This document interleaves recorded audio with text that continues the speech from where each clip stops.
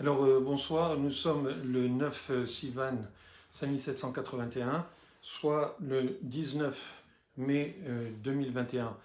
Alors ce soir, le thème est Torah et politique et mise au point. Mise au point sur ce sujet qui est un sujet qui me tient à cœur parce que souvent dans ma vie, j'ai senti qu'on n'avait pas, en tant que religieux, on nous enlevait le droit. On n'avait pas le droit à la parole, on n'avait pas le droit à nos opinions, on n'avait pas le droit à participer aux décisions de notre peuple parce que la politique, c'est quelque chose de sacré et ce n'est pas permis pour les religieux en fait, de s'initier dans la politique. Alors c'est vrai qu'il y a différentes politiques, il y a différentes sortes de politiques. Quand on parle d'Israël, quand on parle de la Torah, il y a la politique, si vous voulez, extérieure, la politique entre le peuple juif et les nations. Il y a la politique dans le peuple juif, à l'intérieur de la politique. D'ailleurs, en Israël, on a l'habitude de dire qu'en fait, il n'y a pas de politique.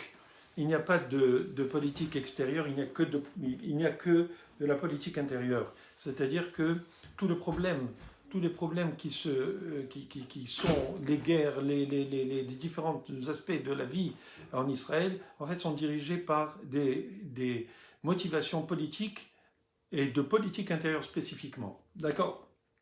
Le problème qu'il y a, c'est que dans si vous voulez, dans ces deux sphères, que ce soit dans la politique intérieure, que ce soit en Israël ou même dans les communautés, que ce soit dans la diaspora, que ce soit au Maroc, que ce soit au Canada, que ce soit aux États-Unis ou ailleurs, il y a des groupes, des organisations qui, elles, font bien entendu de la politique parce qu'il faut avoir une vue commune, il faut avoir une attitude commune concernant notre relation avec les nations.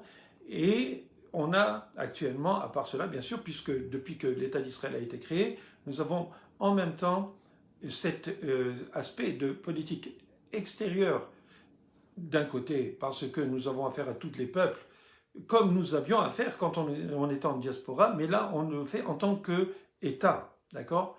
Et bien sûr, dans cet État en Israël, pas seulement que le fait que nous devons faire de la politique extérieure, mais aussi à l'intérieur, c'est-à-dire que nous avons des problèmes à arranger entre nous, parce que nous devons vivre, nous avons un vivre ensemble qui est nécessaire pour que nous puissions continuer ce projet, qui est un projet fabuleux, qui est en fin de compte le retour des Béné Israël sur leur terre. Et donc, nous avons eu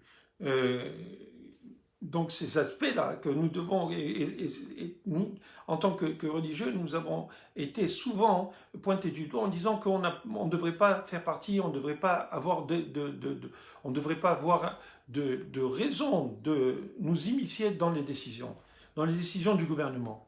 Alors, je voudrais vous dire, je voudrais revenir à une réalité. La réalité, c'est quoi? La réalité, c'est que ce monde dans lequel nous vivons a été conçu par Akadosh Baruch Hu et il a été, si vous voulez, il a pris forme avec Adam Arishon, le premier homme, qui a donné, bien sûr, donné des enfants, Caïn et Ével, comme vous le savez. Caïn s'est levé, il a tué Ével parce qu'il avait cette jalousie, cette kina du mot Caïn.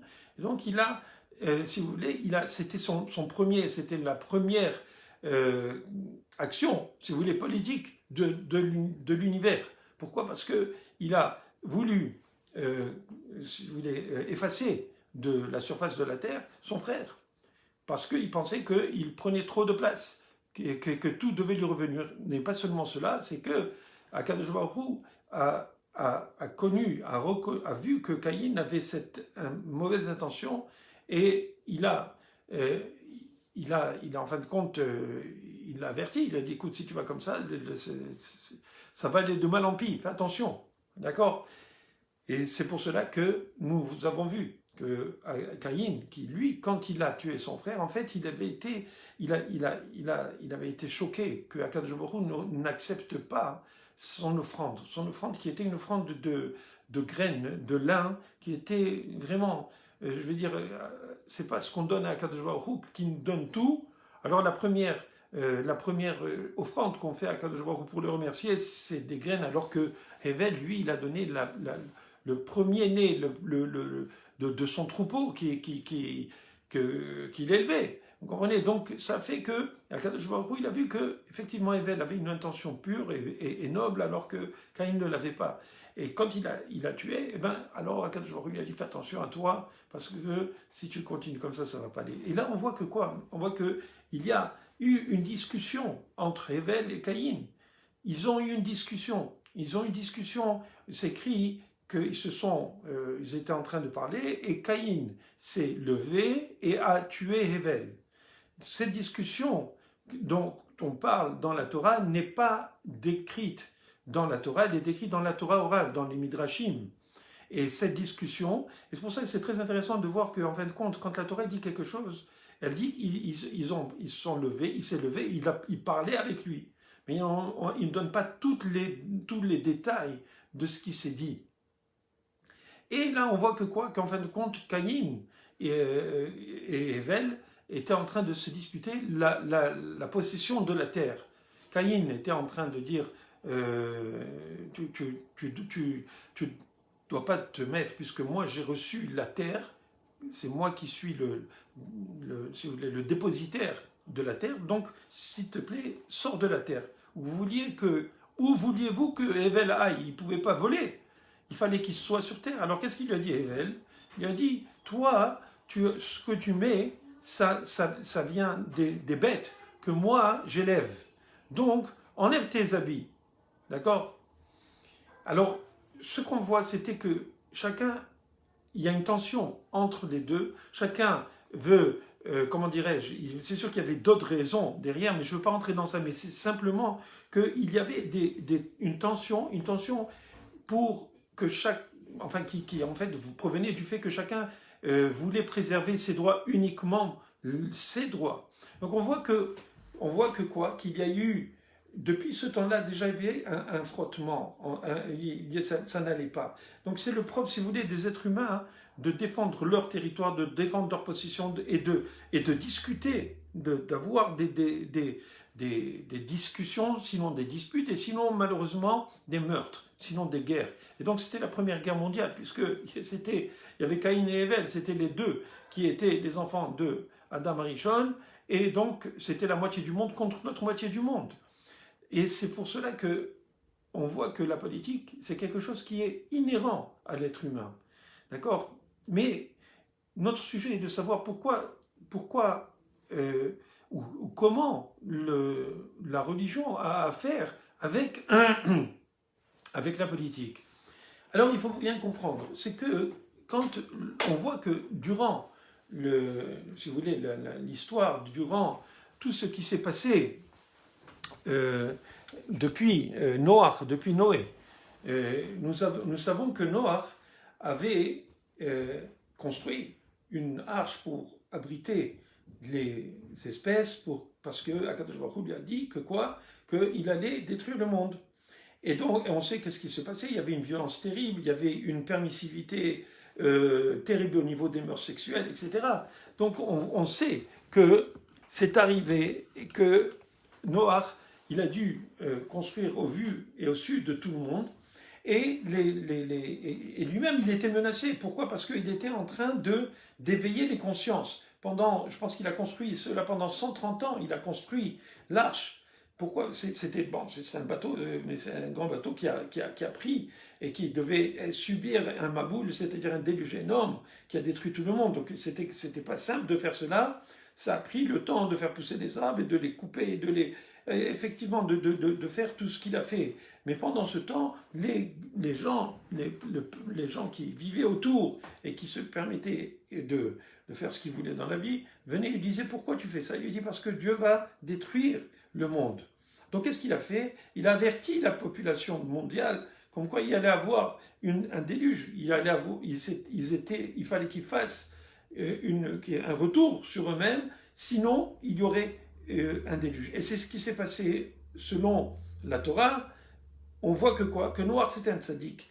Tzaddik, dans sa génération, il a il était tzaddik, il n'était pas aussi tzaddik qu'Abraham, si vous voulez, parce qu'Abraham, il a été plus proactif, mais lui, il répondait, est-ce qu'il avait le droit, Noah, de dire, Dieu va détruire le monde si vous continuez à faire des bêtises? Alors il y a des gens qui disent non, il n'avait pas le droit. Qu'est-ce qui s'est passé? Qui c'est qui a eu raison à la fin? Noah a été sauvé, lui et sa famille, alors que les autres ont été détruits. Pourquoi ils ont été détruits? Parce qu'ils ne voulaient pas écouter ce que la Torah avait à dire, ce que la morale avait à dire, ce que la conscience avait à dire. D'accord? Donc on voit que quoi? Que on ne le laisse pas, et on a voulu le tuer à Noah. D'accord?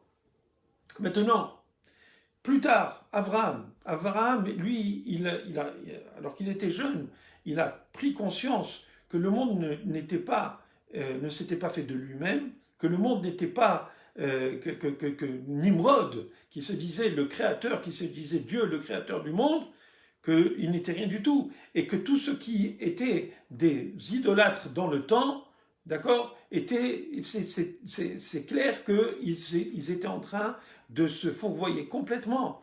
Et on connaît l'histoire de son père qui lui vend des idoles et qu'il a laissé à Abraham, le jeune Abraham, en charge du magasin. Et il y a quelqu'un qui est venu et qui voulait acheter des idoles. Et Abraham, qu'est-ce qu'il faisait? Il disait, mais pourquoi vous voulez acheter ces idoles? C'est un homme qui les a fait. Ce n'est pas les idoles qui se sont faites et qui se sont faites elles-mêmes. Pourquoi vous voulez acheter quelque chose qui est en fait fait par les hommes? Et à cause de cela, Abraham a été découvert, si vous voulez, par Nimrod. Nimrod a su que, parce qu'Abraham lui-même, Terach, le père d'Abraham, a dénoncé son fils, d'accord? Parce que quand il est venu, il a vu que le magasin était saccagé, il lui a dit que c'était, en fait, c'était il a mis un bâton dans la main de l'idole la plus grande, il a dit, c'est cette idole-là qui a cassé, alors qu'il avait cassé toutes les petites idoles. Il a dit, il y a eu une discussion, et la grande idole a cassé les autres. Alors le père d'Abraham, il a dit, qu'est-ce que tu es en train de me raconter? Tu es en train de me raconter des bêtises. Est-ce que tu crois que tu vas me faire croire qu'une idole, elle va commencer à bouger et à frapper et casser les autres idoles? Et donc on voit que quoi? On voit qu'il y a déjà une dissension entre le père et son fils, Terach avec Abraham, qui a amené, donc Terach il a amené chez Nimrod, parce que c'était le Nimrod qui disait que c'était lui qui avait créé le monde, et Nimrod a voulu tuer Abraham. Il lui a dit, tu dois accepter que c'est moi, sinon je t'envoie dans la fournaise. Il lui a dit, envoie-moi dans la fournaise. Et on sait que Akadosh Baruch Hu lui a fait un miracle à Abraham, et Abraham a été sauvé par l'ange Gabriel. D'accord? Dans ce temps-là, qu'est-ce qu'il a fait Abraham? Il a défendu des idées, il a défendu le monothéisme, il a défendu Akadosh Baruch Hu, il a défendu le fait que le monde ne peut pas être créé par lui-même. D'accord? Donc, Abraham, il a pris une position, c'est une position politique, il s'est mis en danger. Alors, est-ce qu'il avait le droit ou il n'avait pas le droit à ses idées? Oui, il avait le droit à ses idées. On a tout à fait le droit de dire que nous avons raison. Nous avons raison, nous savons que nous avons raison. Nous savons parce que nous savons que Dieu existe. Et Akadosh Baruch Hu s'est révélé à Abraham. Plus tard, quand Yaakov devait combattre Esav, c'est une question de quoi? C'était une question de choix entre appliquer la Torah et diffuser la Torah, diffuser le monothéisme dans le monde, ou, comme Esav le faisait, vivre selon ses désirs bestiaux et ses désirs de pouvoir et de folie des grandeurs. Effectivement, il y a eu une discussion. Jusqu'à présent, cette discussion existe entre les Béné Israël, les Juifs et les nations. Les descendants de Esav, c'est Édom, c'est l'Occident, c'est l'Union européenne, c'est les États-Unis, c'est tous ceux qui font partie du monde occidental viennent de Rome, d'accord? Et Rome vient de Amalek, et Amalek vient de Esav. Esav, c'était le frère de Yaakov, et il y avait déjà un déchirement entre Yaakov et Esav, et chacun Et Yaakov, lui, sa force, c'était d'étudier la Torah et d'être entier, d'être intègre avec Akadosh Baruch Hu. Et c'est pour cela que Yaakov, et jusqu'à présent, le peuple juif est encore présent dans le monde. D'accord?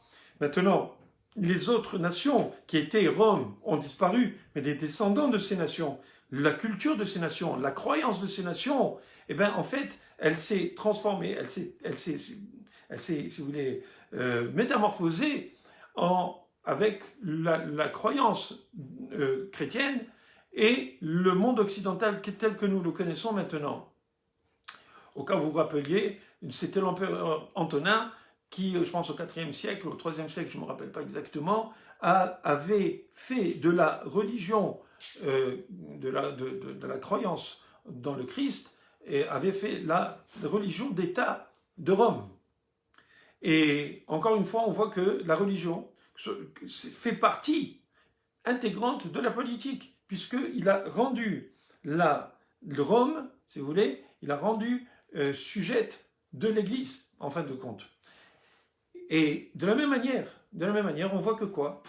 Durant toutes les pérégrinations du peuple juif, depuis l'exil, et même avant, on peut voir toutes les guerres qu'il y avait. Il y avait des guerres même internes, il y avait des guerres, que ce soit avec les Goïms, que ce soit avec les Pélishtim, mais non les Palestiniens, dans le temps de Eretz Pélishtim, qui est actuellement dans la bande de Gaza.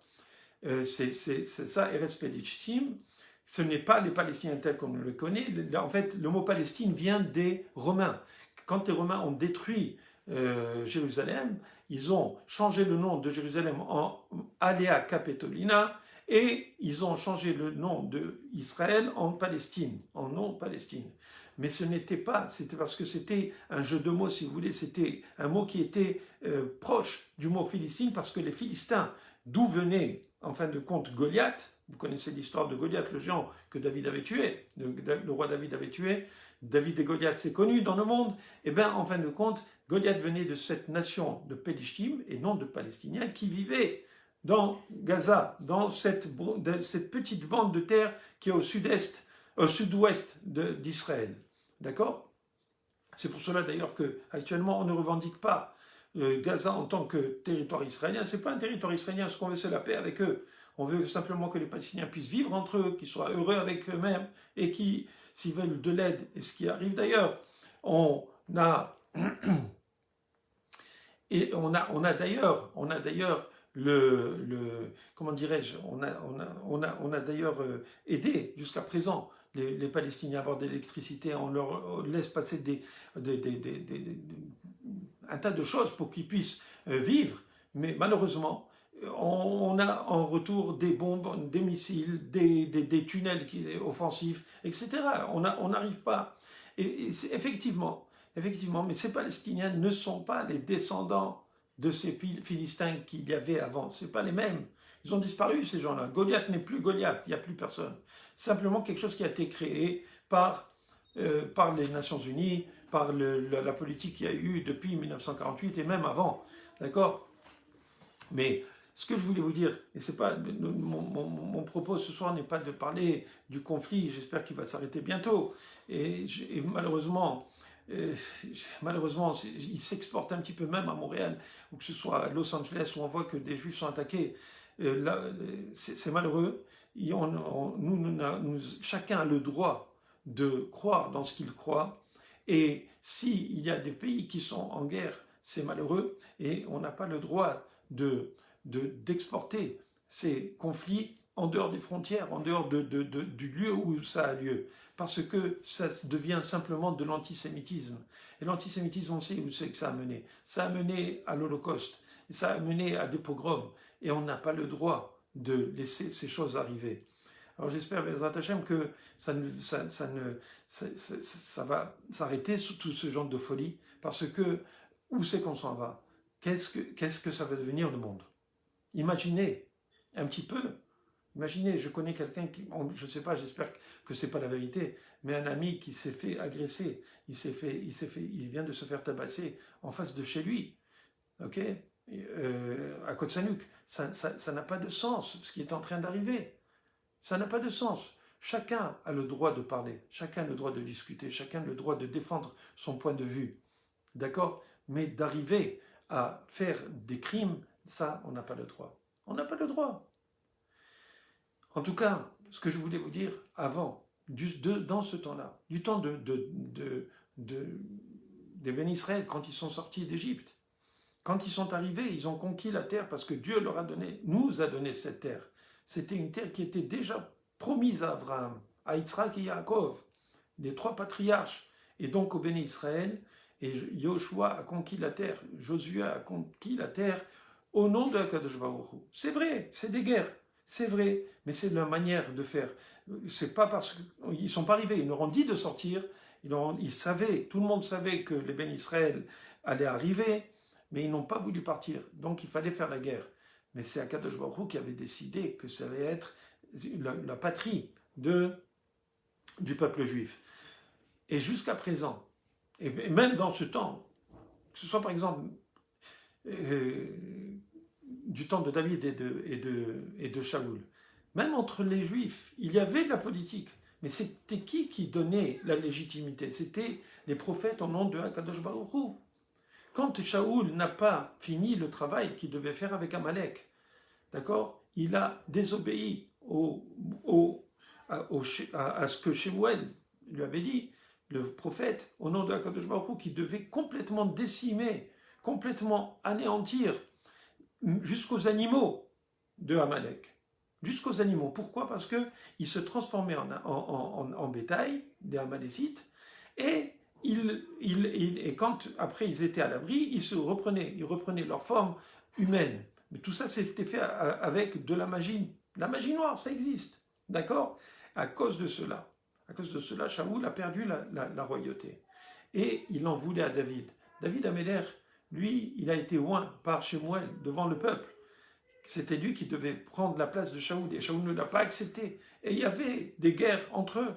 Ils voulaient tuer David Améler. Combien de fois? Et David Améler avait la possibilité de le tuer. Et il ne l'a pas fait. Vous imaginez un petit peu. Et Shaoul était un tzaddik, un grand tzaddik. Et David Améler était un tzaddik encore plus grand, puisque c'est de lui que doit venir le Mashiach, le Messie. Alors est-ce que David avait le droit de faire de la politique? Est-ce qu'il avait le droit de garder la royauté? Est-ce qu'il avait le devoir d'être le roi? Oui, il avait le devoir d'être le roi. Parce que ça vient de Akadosh Baruch Hu. C'est la Torah qui donne cette légitimité à David Améler d'être le roi et de décider. Pourquoi? Parce que de lui allait venir chez le Améler, Rechavam, etc., etc., et toute la lignée qui mène jusqu'au Messie. Parce que Akadosh Baruch Hu a un plan. Un plan, c'est d'arriver avant la fin des temps, à amener le Mashiach pour aider le peuple juif à accomplir, à faire le tikkun de Adam Arishon, la réparation de la faute d'Adam Arishon. Et à ce moment-là, tous les peuples vont accepter la royauté de Akadosh Baruch Hu. Tous les peuples vont être soumis à Akadosh Baruch Hu. D'accord? On ne va pas leur demander de devenir juifs, mais simplement ils le sauront. Pourquoi? Parce qu'ils verront qu'il y a un roi Messie. D'accord? Mais entre-temps, qu'est-ce qu'on doit faire? Nous, en tant que gardiens de la Torah, en tant que responsables de communauté, en tant que rabbanim, en tant que si vous voulez, protecteurs de la foi, qu'est-ce qu'on doit faire? On doit justement, dans toutes les situations, qu'on soit en Israël ou qu'on soit en dehors d'Israël, durant tout l'exil, nous avons dû avoir des relations avec, comme je vous ai dit en introduction, avec les dirigeants des pays. Et les pays, combien de disputations, combien de discussions il y avait à propos de la Torah, avec tous les rois, que ce soit d'Orient ou d'Occident. Et les Juifs étaient obligés d'envoyer des hachamim pour défendre le point de vue juif. Et quand il y avait malheureusement des mauvaises passes ou des tyrans ou des rois qui étaient vraiment dangereux pour le peuple juif, eh bien on devait envoyer des grands hachamim pour essayer d'adoucir les décrets de ces rois. qui c'est qu'on envoyait? On envoyait les hachamim, on envoyait les rabbanim, on envoyait les tzadikim qui étaient dans ce temps. Que ce soit en terre arabe, que ce soit en terre chrétienne, que ce soit dans tout le monde. Ça a toujours été comme cela. Et on ne se fiait pas dans ce temps-là à des gens qui ne représentaient pas la Torah.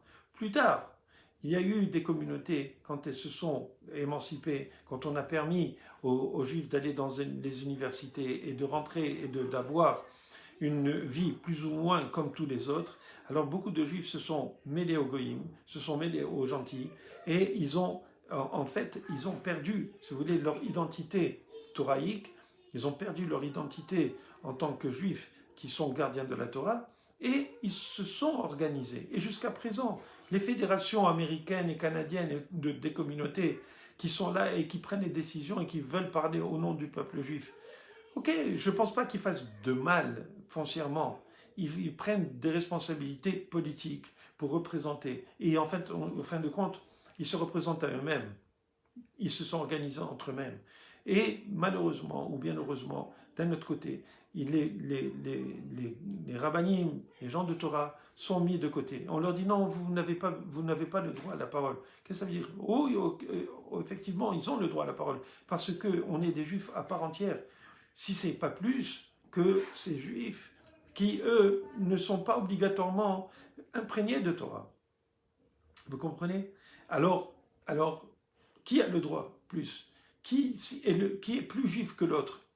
On a tous, quand on est de mère juive, on est juif, on est tous égaux, on a tous le droit de parler, on a tous le droit de s'exprimer, on a tous le droit à la parole de façon égale. Est-ce qu'on se donne la parole? Malheureusement non. On prend des décisions, bon, ça va. Elles ne sont pas mauvaises, comme je vous ai dit. Ces juifs font de leur mieux. Ils font de leur mieux pour protéger leurs frères, et c'est très bien. Mais quand on entend quelqu'un dire les religieux n'ont pas le droit à la parole, c'est complètement aberrant. Pourquoi? Parce que les religieux, eux, ce sont des juifs qui appliquent la Torah. On est religieux, on est juif parce qu'on fait la Brit Mila. On est juif, c'est vrai, parce qu'on est de mère juive, mais on fait la Brit Mila, on est enterré en tant que juif, on est marié en tant que juif, on fait la bar mitzvah, on fait Kippour, on fait les fêtes, on fait le kasher, on fait toutes ces mitzvot qui nous identifient en tant que juifs. Et qui c'est qui nous donne cette identité aux juifs? C'est la Torah. C'est tout le judaïsme qui est organisé autour de l'étude de la Torah et de l'application des mitzvot qui fait cela. Vous êtes d'accord? J'espère. En tout cas, de la même manière que dans la diaspora, les hachamim et les rabbanim étaient les représentants, et que maintenant ça s'est transformé, en Israël, c'est de la même manière, ça se passe comme ça. Mais en fin de compte, en Israël, on a accepté, parce que c'est obligatoire, parce qu'il y a une démocratie. Si on veut qu'il y ait une démocratie, on veut que tout le monde puisse voter. Et comme on peut tous voter, alors les religieux se sont organisés en partis religieux. Mais on dénigre la plupart du temps aux partis religieux des subsides, des subventions. Pourquoi? Parce qu'on dit qu'on est en train de travailler pour les religieux. Qu'est-ce que c'est que cette histoire? C'est pas vrai. Si vous voyez combien les religieux font fonctionner Israël, combien les religieux ont plus d'enfants que les non-religieux, et que même s'il y en a qui étudient beaucoup de la Torah et qui ne travaillent pas, mais ils reçoivent de l'argent. Cet argent, il vient de quelque part. Il vient des gens qui leur donnent cet argent. Ils sont payés, même par le gouvernement, ils ont des subventions. Pourquoi? Parce que, de la même manière qu'il y a des gens qui reçoivent des subventions pour aller étudier à l'université, quand ils vont étudier la culture amérindienne ou la culture afghane, ou à l'université, mais je veux dire, qu'est-ce que ça ajoute?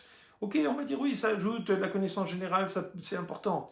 Mais dans la réalité, quand on étudie nos propres sources, notre propre foi, ce qui nous donne la légitimité d'être en Israël, parce que qui nous donne la légitimité? Qui, si ce n'est la Torah? C'est Akadosh Baruch Hu qui nous a donné cette terre. Il nous l'a donnée jusqu'à la fin des temps.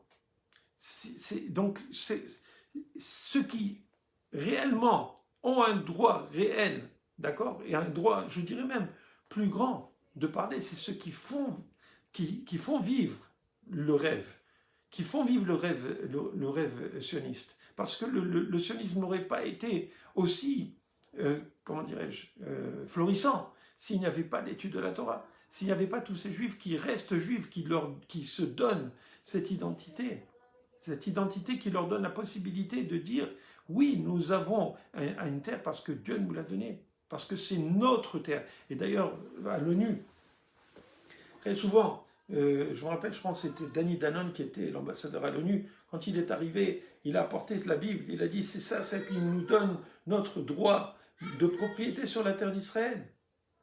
Alors tout d'un coup, je ne sais pas s'il est religieux ou non, mais ce n'est pas la première fois, plusieurs fois, les dirigeants d'Israël ont utilisé cet argument pour dire oui, nous avons droit à cette terre et vous ne pouvez pas nous l'enlever. Qui c'est qui nous donne? Qui nous donne cette légitimité? C'est la Torah. Qui nous donne cette légitimité? Ce sont ces religieux qui étudient la Torah, qui appliquent la Torah et qui veulent, pour justement garder cette Torah vivante, eh bien, c'est vrai, ils ne vont pas l'armer. Pourquoi? Parce qu'ils croient qu'en étudiant la Torah, ça protège tout le peuple. Ça protège le peuple. Et grâce à Dieu, grâce à cela, vous voyez qu'il y a, même avec tous les milliers de missiles qui tombent, vous allez dire c'est Iron Dome. C'est vrai, c'est Iron Dome physiquement, mais spirituellement, qui c'est qui protège? Ce sont tous ceux qui étudient la Torah. Ce sont ceux qui étudient, ceux et celles qui lisent des Teilim pour les soldats, qui lisent des Teilim pour le peuple d'Israël. Eh bien, ces gens-là protègent, d'accord, tout le peuple, qui protège le projet qui n'est plus un projet, cette réalité sioniste, cette réalité de retour à Sion. Mais c'est quoi ce retour à Sion? Sion, c'est quoi? C'est le Har HaBayit, c'est le mont du temple. Et qui nous donne cette légitimité? C'est le temple qu'il y avait là-bas. C'est l'endroit où Yaakov avait dormi quand il était parti de Beersheba et qu'il allait pour aller prendre comment dirais-je, une femme qui était Rachel. C'était dans son esprit, à Aram, qui était du côté de la Syrie. D'accord? Donc, dans ce temps, qui c'est qui donnait la légitimité? Déjà, c'était ceux qui appliquent la Torah. Et donc, jusqu'à présent, c'est exactement ce qui nous donne, parce que justement ce Tzion, cet endroit où Yaakov s'était endormi et qu'il avait rêvé, et que Akadosh Baruch Hu lui est venu en rêve, etc. Donc on voit que effectivement, c'était cet endroit où il avait dormi qui a été donné à Abraham, son grand-père, à Yitzhak, et ce serait donné aux enfants, à ses enfants et à ses descendants. Et cet endroit-là, c'était l'endroit où le temple allait être construit plus tard par Shlomo Ameler. D'accord? Et vous devez savoir, je ne l'ai pas dit la dernière fois dans le shiur que j'avais fait la semaine dernière, c'était sur Jérusalem, en tout cas j'ai oublié le titre. Ce que je voulais vous dire, c'est que de la même manière que quand il s'est levé, il a vu que Yaakov, il s'est réveillé, il a vu que cette terre était, cet endroit était kadosh, était saint. Il a bâti, si vous voulez, il a mis des pierres déjà sur lesquelles il avait dormi. C'était un siman, c'était un endroit où il avait consacré pour être l'endroit où il allait avoir le temple de Akadosh Baruch Hu. Il appelait Beth-El, la maison de Dieu. Et c'est là où il y a actuellement les mosquées, d'accord? Eh bien, c'est à cause de cela, à cause de ce rêve, à cause du fait qu'il y a eu les temples, qu'on nous dénigre, on dit non, ça n'a jamais existé. On essaye d'enlever tous les artefacts, toutes les preuves, comme quoi il y avait des juifs. Mais tout le monde sait qu'il y avait les deux temples là-bas. Personne ne contredit cette évidence, d'accord? Il y a des gens, pourquoi? Pour des raisons politiques. Ils viennent et ils veulent disputer ce droit. Je comprends. C'est politique. Ils veulent le prendre. Ils veulent, pour des raisons à eux, ils ne veulent pas qu'il y ait des juifs qui viennent apporter d'autres convictions que la leur. Pourquoi? Parce que la leur serait en danger, alors qu'ils disent que c'est eux qui ont la vérité. Et toute cette histoire, c'est une histoire de qui dit la vérité. Quand on est en politique, c'est une question de qui dit la vérité. En fait, dans la politique, qui dit le plus de mensonges réussit, d'accord? Mais à long terme, ce n'est pas les mensonges qui réussissent. À long terme, c'est le émet, c'est la vérité qui prévaut. Et la politique, on est obligé d'en faire, d'accord? Parce que si nous ne faisions pas de politique à l'ONU ou ailleurs, en tant que peuple juif maintenant, que peuple sur sa terre, on aurait été complètement écrapoutis depuis longtemps. Il faut se défendre. Il faut se défendre parce que beaucoup de gens sont malhonnêtes. La plupart des gens sont malhonnêtes. Tous ceux qui sont en politique sont malhonnêtes. Ils disent quelque chose alors qu'ils ne le pensent pas réellement. Pourquoi? Parce que ce sont des menteurs professionnels. Et je peux vous dire, même parmi les rabbinim que vous voyez qui essayent de représenter la Torah, c'est très difficile d'être dans un monde où tout le monde ment constamment et de ne pas mentir. On est obligé de faire des jeux, parce que si on ne fait pas de jeux, alors on va se faire manger par les autres. Alors il faut savoir se défendre, il faut savoir faire du dribblage, si vous voulez. D'accord? Parce que sinon, ils ne vont pas arriver. Donc il y a, malheureusement, les gens qui ont les mains dans, si vous voulez, dans la graisse et qui dans le cambouis, ben oui, ils le font parce qu'on n'a pas le choix. Quand on est en train de dealer avec des gens qui sont tordus, il faut être tordu un petit peu parce que sinon on ne va pas pouvoir avoir notre place et influencer de la bonne manière et faire en sorte que les paroles des grands de ce monde, des grands tzadikim, des grands chachamim, des grands au niveau des grands décisionnaires, qui eux donnent les indications, qui eux donnent la direction. Ils donnent la direction et il y a des gens qui sont dans la politique et qui font en sorte d'arriver à faire passer du mieux possible ces convictions-là de ces grands leaders religieux. Et des fois, et moi je pense, je ne sais pas, je suis pas dedans, je ne sais pas comment ils se débrouillent, mais je sais que c'est très très très difficile de ne pas faire des jeux. Ils font des jeux, comme je vous ai dit, ils font du dribblage. Est-ce que c'est honnête à 100%, les moyens? J'en doute. Mais l'intention est pure. L'intention, c'est de quoi? C'est de faire en sorte que les paroles des leaders de la Torah passent et prévalent.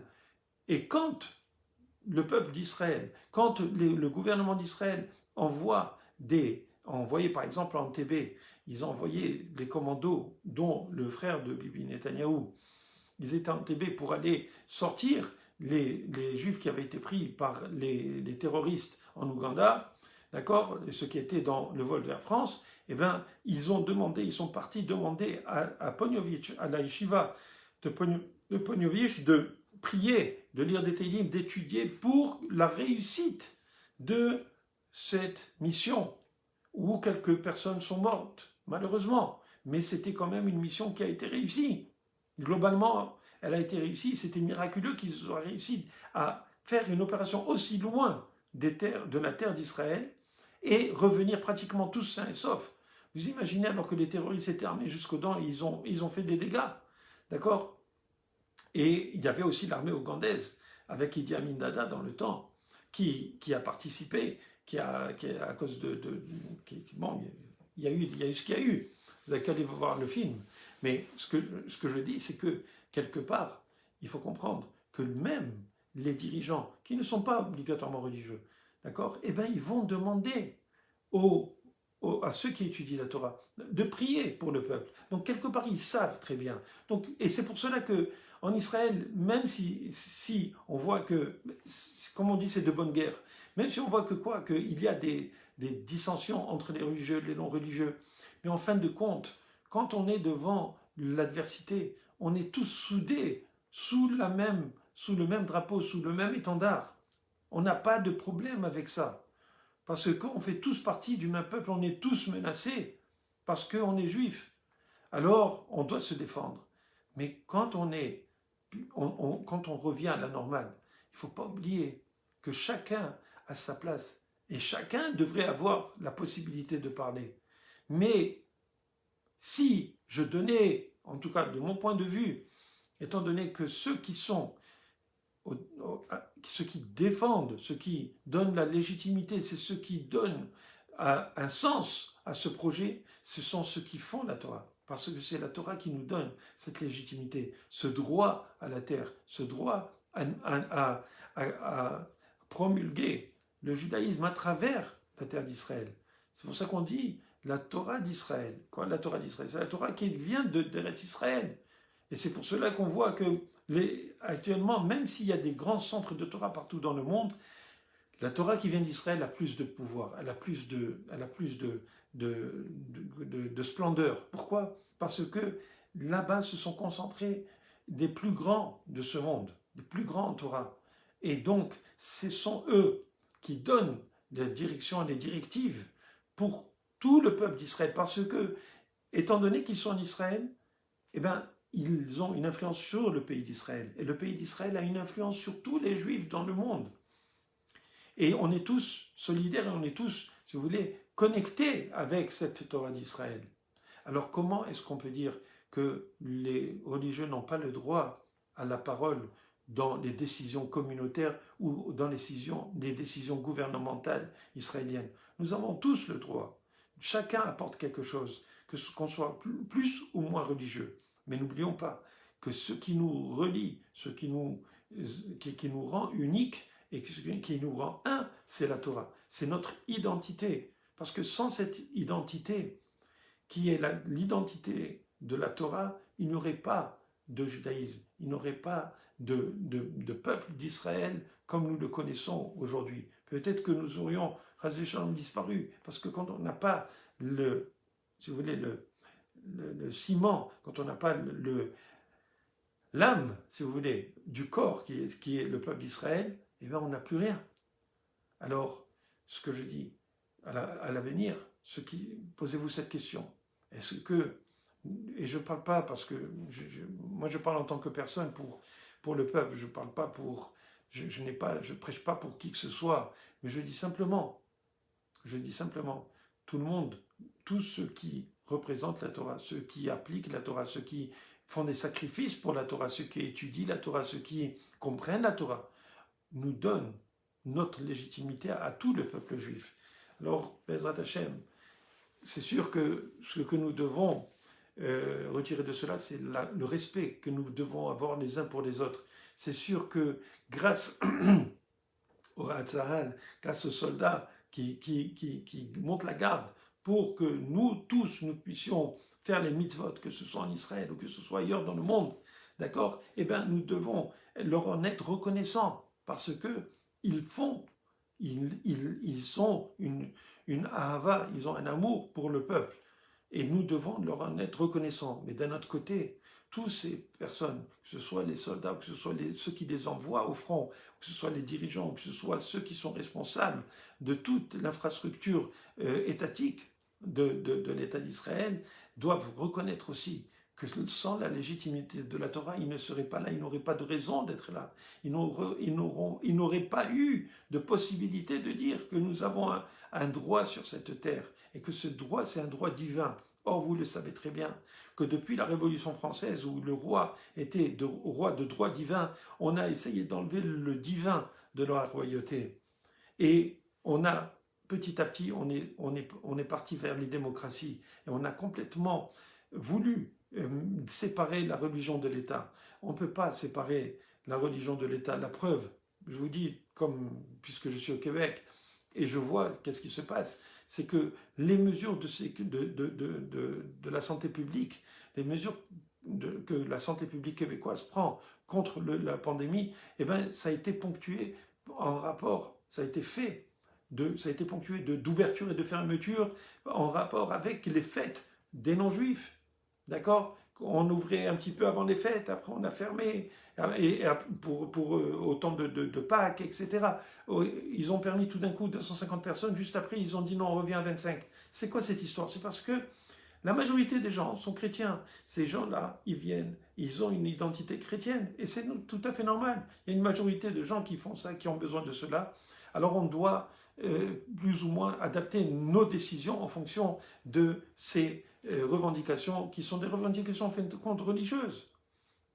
Alors, on doit se respecter les uns les autres. On doit respecter le fait qu'il y a des choses qui légitimisent, si vous voulez, notre présence quelque part et qui nous donnent la possibilité de revendiquer nos droits, d'accord? Que ce soit les chrétiens, que ce soit les musulmans, que ce soit n'importe où. On doit garder ce droit. On a le privilège de dire, oui, nous sommes québécois, chrétiens, nous sommes musulmans de tel truc. Et on comprend tout cela. De la même manière en Israël, eh bien, nous avons nos droits parce que nous avons nos droits qui viennent de la Torah.